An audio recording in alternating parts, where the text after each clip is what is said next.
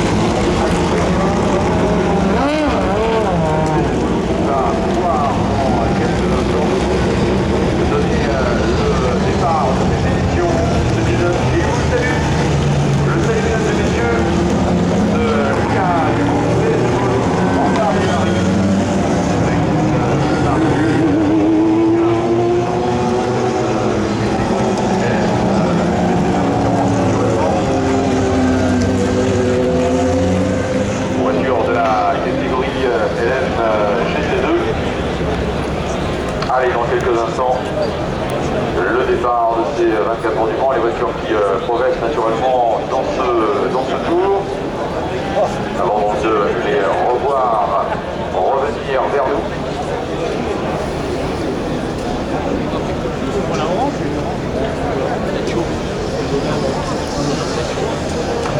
Dans quelques instants, les voitures vont bien sûr revenir vers nous sur nous, en vue bien sûr de voir cette fois-ci, en plus du feu vert, la présentation du drapeau de la France, le signal de départ à l'égard bien sûr de ces 24 heures du Mans. Le voici d'ailleurs, il est placé par Patrick Chailloux, directeur de la communication, qui va dans un instant le présenter à Luca Di Montezemolo, et c'est donc ce drapeau-là qui va libérer ce plateau extraordinaire des 55 voitures au départ. C'est 77e Macapon du Mans. Bien sûr, les voitures elles-mêmes progressent. Les voitures progressent, vous les retrouvez en ce moment dans l'accomplissement de ce tour de taux dans le secteur des Lunetières. Regardez cette image. Le circuit des 24 heures du Mans dans toute sa splendeur. Paris, 13 km 629, équivalent de 8 miles 47.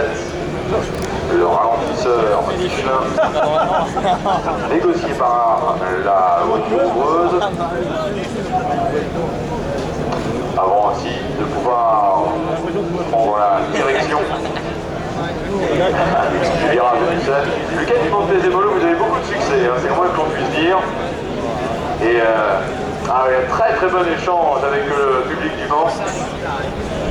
Alors le maybe de tout à l'heure, de dire un fort jour à propos de cette annonce de retour de Ferrari aux 24 heures du Mans. Il y en a déjà qui se faisions remarquer tout à l'heure, mais nous, parce que vous l'avez vous-même évoqué en salle de presse tout à l'heure, vous êtes parfaitement bien imprégné de l'histoire du Mans.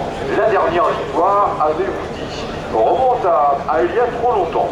1965, ce sont vos propos à votre goût, c'est effectivement trop éloigné dans l'histoire, en faisant référence à la dernière victoire de Ferrari en date avec Vincent Grégory et Jörg Green. Et puis souvenons-nous aussi qu'en 1949, il y a déjà de cela 60 ans, l'Automobile Club de l'Ouest avec tout son comité directeur de l'époque, son président et bien sûr son secrétaire général avait vraiment redoubler d'efforts et d'intensité pour pouvoir permettre au du Mans de renaître après 10 années de parenthèse. Et la victoire Ferrari avec la 166 même de Willy Kennedy et Lord Selden. Rendons hommage aussi à ces personnages-là, mais lui Kennedy en particulier, parce que c'est vrai que c'est grâce à son obstination au fond aussi apporté par Lord Selden qu'il avait réussi à amener ces deux 166 même contre l'avis du maître d'Azor qui était un petit peu plus sur la réserve.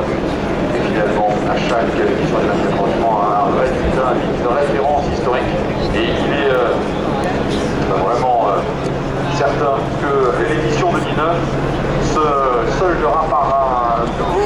titre historique et des résultats qui vont rester dans l'histoire. Le zoom caméra sur le boîtier de commande de la rampe de feu avec Daniel Poisson et Lucas Dumont qui salue encore une fois les supporters de Ferrari.